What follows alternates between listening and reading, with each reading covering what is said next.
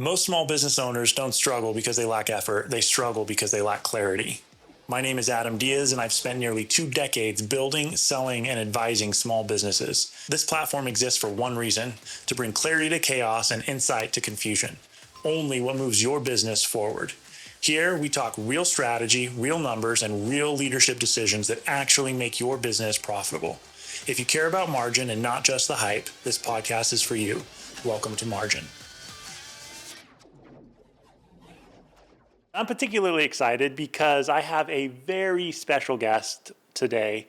This is the deal with podcasts. I think when you start a new podcast, you don't have a lot of reputation, you don't have a lot of viewers, and you want high caliber people to come on, but it probably takes a lot of time in most cases. In this case, I'm really lucky to have Amy on, and I'm super, super glad. Amy is actually the VP of Marketing and Communications at Lexar Home, of which is the company I am one of the owners. And so I've had the opportunity to work with Amy for the last year or two. How long has it been since we've actually been working? It's been 2 years? That seems so crazy. But I guess what I love about Amy is she's a super high caliber thinker. Amy always brings the best ideas to the table. Her experience is broad, and she has done amazing things. Really, you have done amazing things to transform the culture at Lexar, the brand, the image. Just done some absolutely incredible things in the course of 2 years. And so I'm excited to have her as my first guest, and I want to unpack that for you all so that maybe you can take some of the things that Amy has done here at Lexar and incorporate them into your business. So thank you for coming on, Amy. Really appreciate it. Pleasure. Before we get into it, can you just tell us a little bit more about yourself and some personal things and some professional history, and kind of give us the background? So I am Amy Stroud. I am the VP for Marketing and Communications for Lexar Homes. I've been doing that the last few years, and I'm so proud and happy to be doing that. Now, in terms of my professional history, I have been in higher education for almost 18 years. I worked in federal grant programs, helping first-generation low-income and students with disabilities reach their goals. I also was an adjunct professor for human development, teaching a lot about communications and leadership specifically. Additionally, I've had a marketing agency, outreach agency, provided education for social media and brand for business. And that's really the area that I continue to love and thrive in. Additionally, I've been a professional makeup artist for over 20 years, specializing in beauty and bridal, as well as doing beauty education events. I also am the co-owner of Hype the Tri. So if you're listening and you're in the Tri-Cities, you may have seen that account. We love showcasing other local businesses. So yeah, kind of in a nutshell, professionally, that's what I've been in. Really overarching, all about people, communication, and building others up, regardless of if they're in education or in the business space. So love all of that. Personally, I have a daughter and have been married for, I don't know, since 2011. I'd have to do math, 14 years, and have an 8-year-old daughter. And I am from West Richland, so I am a Tri-Cities native. All right. So before we even get into the details, I want to start with a super broad question. What is a brand? Ooh. I love it. I could talk about brand all day. Adam knows that. We've had lots of conversations about it. So a brand to me is all about the feeling you get that's associated with whatever the person or company is. So what's the feeling? What's the feeling? And with that, is it, trust? Is it respect? Is it fun?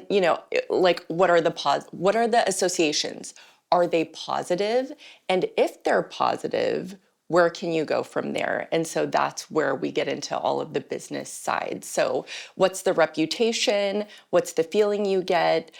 Is that something that you would be excited or proud to talk about or recommend to friends? And everything else from there, it's just reputation, trust, all of it. I like that. And I love the way you communicated it, because I think probably what I would have answered if I had answered that question before I met you is probably, because I'm more of an analytical person, what is a brand? What do you think about a company? Right? And I think what I've really learned from you over the last 2 years is brand is less about what you think about a company and more about how you feel about a company. Would you say that summarizes it nicely? Oh, absolutely. Because I mean, emotion is a powerful driver. And as someone who appreciates the information, the data, we like the numbers, all of that, still as humans, it always goes back to the human, the people behind the company. And also, I will say, as being local, if you're a local, that is a superpower. So really lean into that. Okay. Yeah. So then what I'd like to do next is kind of move into the specific journey with Lexar, because I think we have a unique story and an interesting story. And I could get into a little bit of the background of where Lexar was at before you came on board. But I think I'd rather you tell that story, is like, what did you come into? And I would say, be honest. I think we had some uphill battles because my partner, Scott, who's actually your brother, we bought Lexar from previous owners about 1 year before you came on. And so we inherited a certain brand, a certain culture in our market. And I think we had worked on that, Scott and I, to try and change the brand, change how people felt about us, how they perceived us, even what they thought about us, right? But we were moving the needle just a little bit. And then I think you came on and moved the needle a lot and really quickly. And I'm thinking of a couple of things specifically that I know you did that were super awesome. I'd rather see if you, I guess what I want to do is I want to hear your side of the story. Okay, so what did you see when you came onto Lexar? What was our brand like? And then what did you do? What was the journey to get it to where it is today? Does that kind of question kind of make sense? Oh yeah. Okay. So what was it like when I came on, or what was my perception when I came on, and then what did we do to get it to where it is today? Exactly. Okay. Well, multi-part answer. I'll Yeah. try to keep it concise, but I would say, coming in, based on, now this is my own perception, based on what I was finding when I was really kind of asking around in terms of the space, because I wasn't coming from a builder space, I was coming from an ed space, Right. and also a marketing and outreach space. But just really being in the industry, I was like, okay, what's the word on the street? What do people think of? Or who do they think of? Or first of all, is Lexar thought of as being top of mind locally? If so, what's the messaging behind it? Where's the reputation? What are people saying? What's the chatter? Not necessarily from a pro standpoint, but from an everyday person standpoint. Right. So I think of what's a common household name, or if we have a conversation and you're saying, hey, my son or my cousin is looking to build, who should we call? Who's being named in those top recommendations.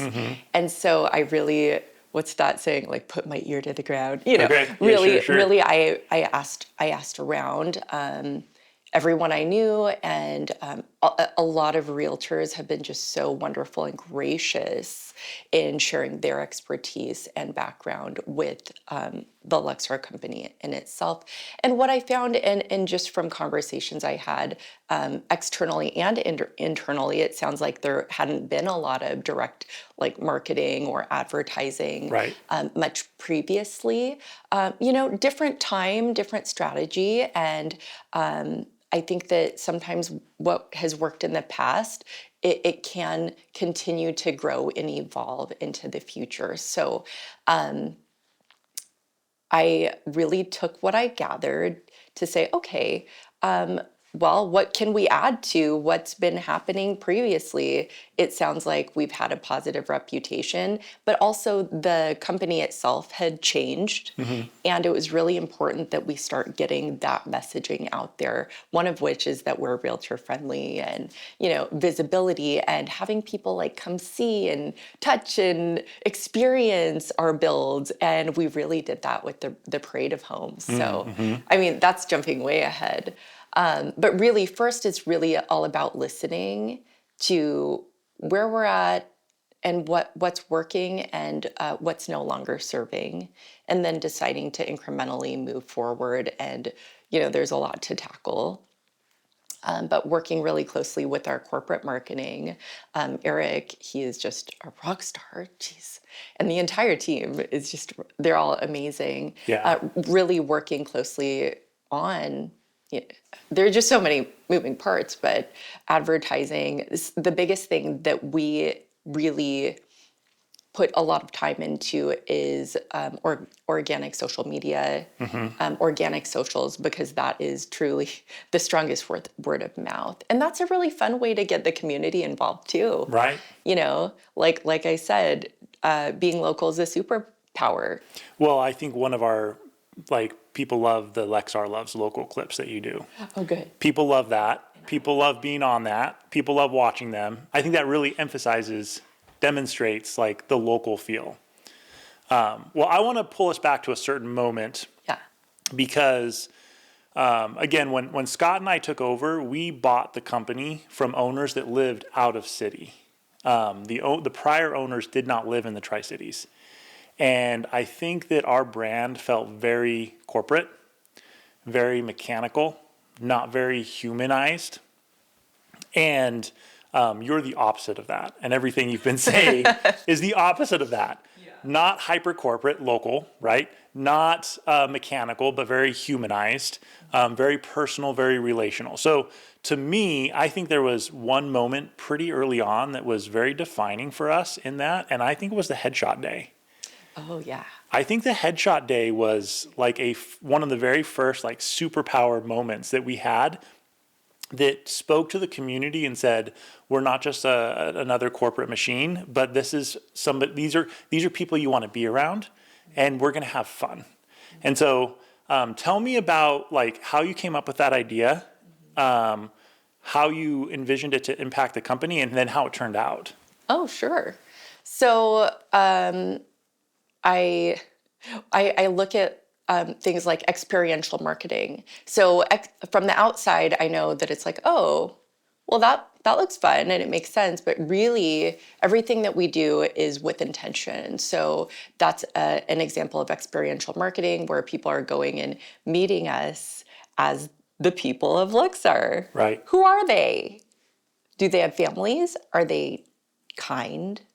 Will they do my family right when they are building my home for my family, right? So it gives this opportunity to meet the team. That's why I'm so big on like, look at the team, meet the team, because we do people right. Well, I think that comes out in the way you manage our social media as well, right? Is like if you were to give advice to the audience on like ratio. I'm a small business and I've got like us doing business stuff and I've got people content. Yes. What would you say is like a good ratio out of the gate for a new business or one that wants to aspire and growing in this way? 50-50, 20-80? I mean, how would you divide that up?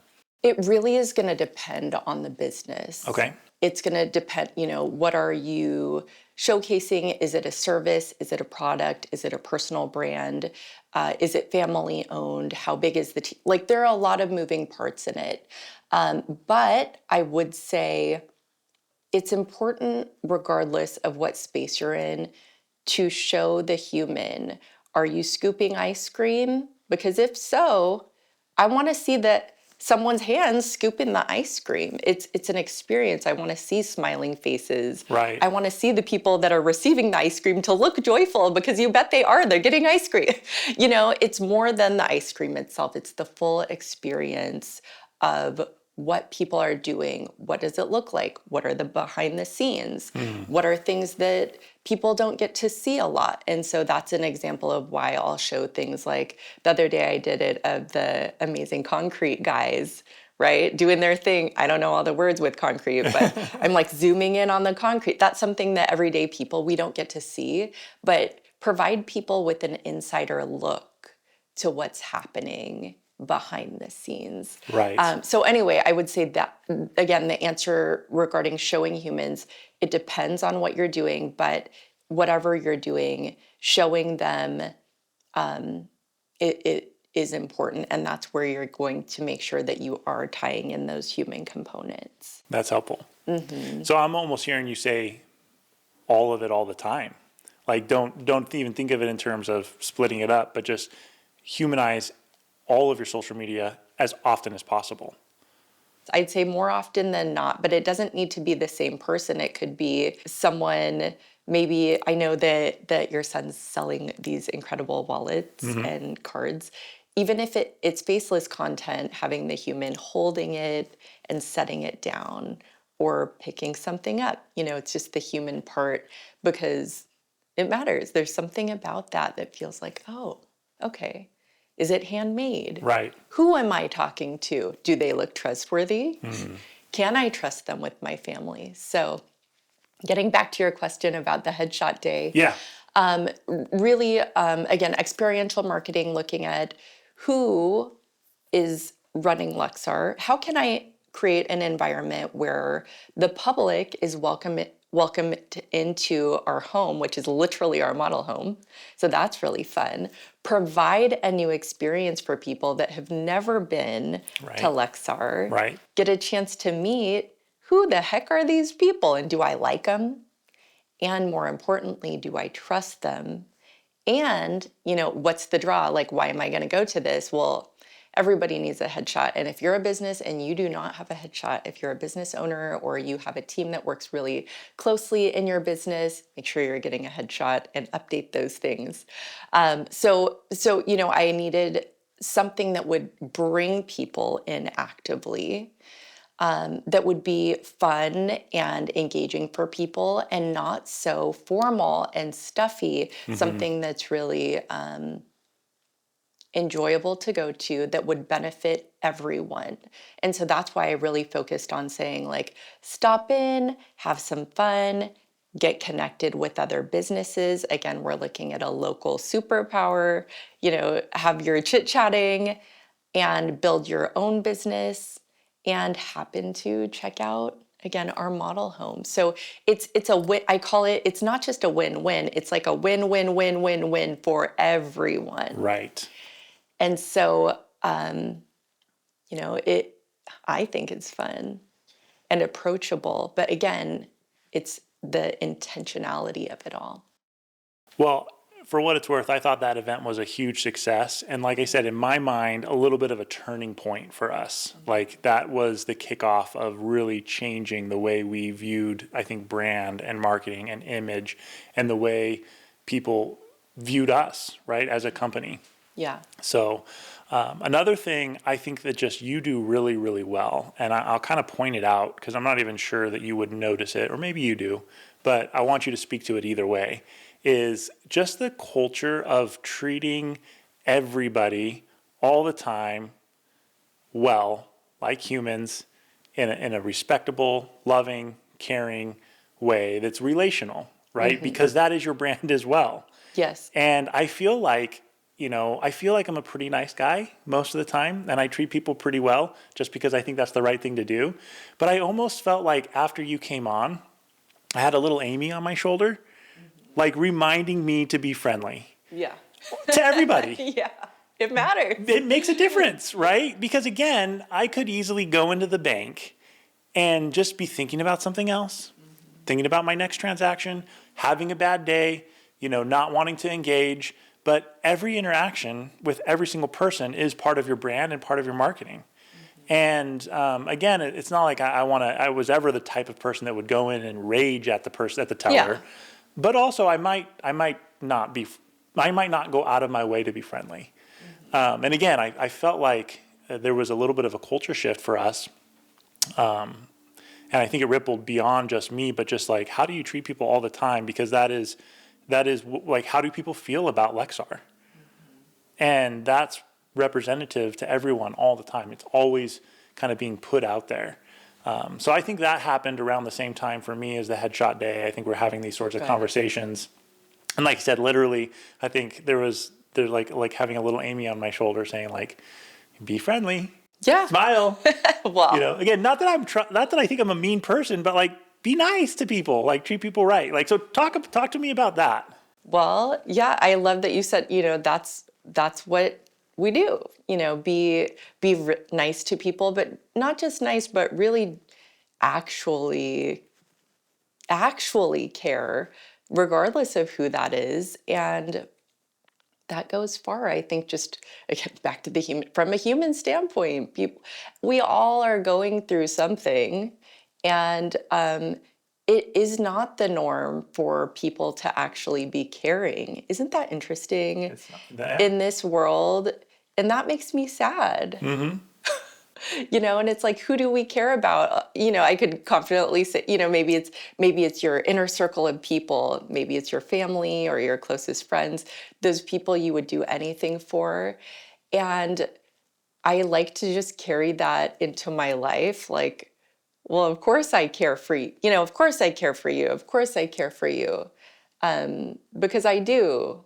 And we need more of that. And from I guess if we're looking at it from our brand standpoint, then I also look at it like, okay, the more consistent that you are as a person and having that kind of integrity, say we are building your home for your family and you have a concern or a question, people can feel confident in knowing our consistency with that. They can come to us and ask their questions or voice whatever they need to voice and know that we will take care of them and that we will truly listen to them and that we will take the time. And that's why I know that when you and I go, Adam, in our presentations and we say, look, when we're building these, like the team cares about your build as if was their own.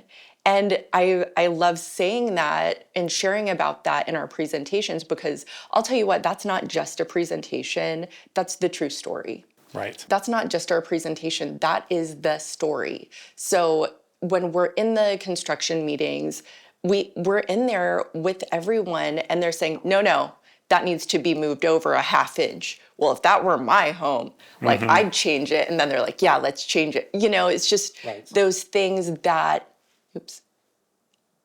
building your home is personal to us. Yes. We will take care of you. And so that's why if we back up 20 steps to saying, how are you treating someone at the grocery store?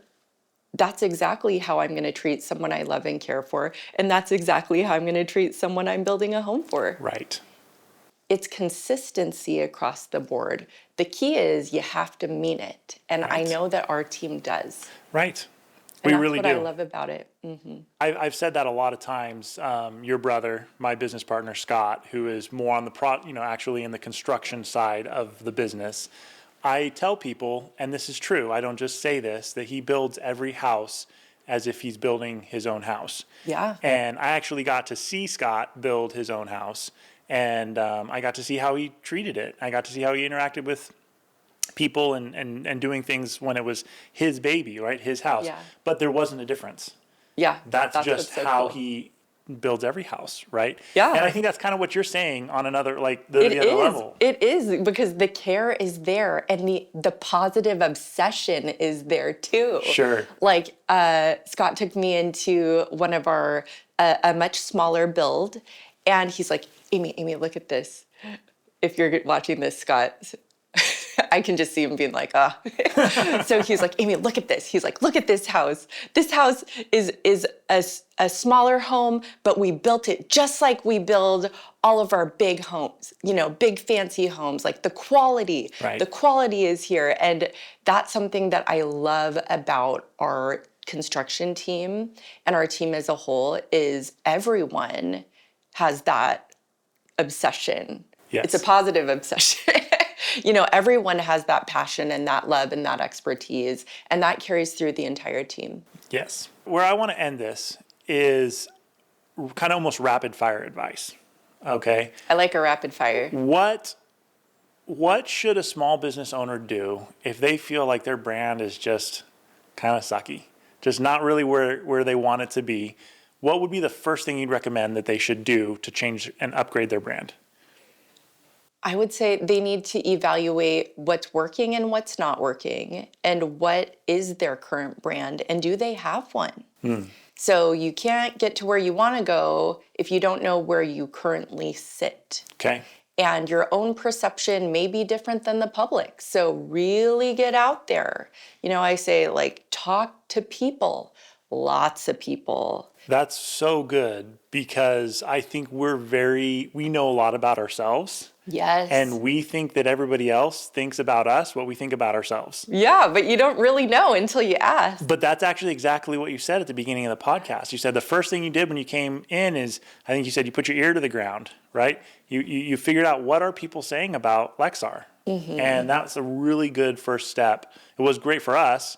It'd be good for anybody. So figure out truly where you're at. Figure out where you're at and what's working and what's not. Because we don't want to get rid of anything that is working. Right.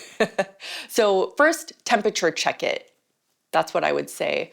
From there, be intentional to create a very clear message, or maybe even 3 descriptive words that you want people to think of or feel about your brand. What are some key things that you want people to say or associate about your brand? So for example, for Lexar, I want people to say, if I say oh, who do you recommend? My brother's going to be building, my neighbor is going to be building. Who do you recommend? Oh, you should check out Lexar. They're great. They're great, they're trustworthy, they're good communicators, they're, whatever, they're family people, they'll take care of you. Right. That's trust and respect and, whatever. So really be intentional about what your target is, because you can't hit a target if you don't know what the target is. You're just swimming. Sure. And that's exhausting. Mm-hmm. And so then from there, then we look at what is the biggest amount of reach for, it depends on your budget also, but what's the biggest amount of reach that you can gain with the most impact? And for that is being on social media. Cool. So I heard you say, to recap, first, honestly evaluate where you're at. If you're trying to change your brand, I think the first thing you need to do is an honest evaluation. What do people think of me? Not what do I think of me, but what do my customers What or are potential people customers? saying? Yeah, what are people saying? And maybe they've heard of you and maybe they haven't. And I just caught myself. I said, what do people think of me? I come back to that, but it's really not what do people think of me? How do people feel about this company? Yes. Right? That's the first question. Not what do people think about XYZ company, but how do people feel about XYZ company? And again, and I think that echoes through, I'm going to interject this here again with Lexar specifically. I think that echoes through even how we treat people that work for us. And I don't just mean our employees, but our subcontractors and our suppliers. Yes.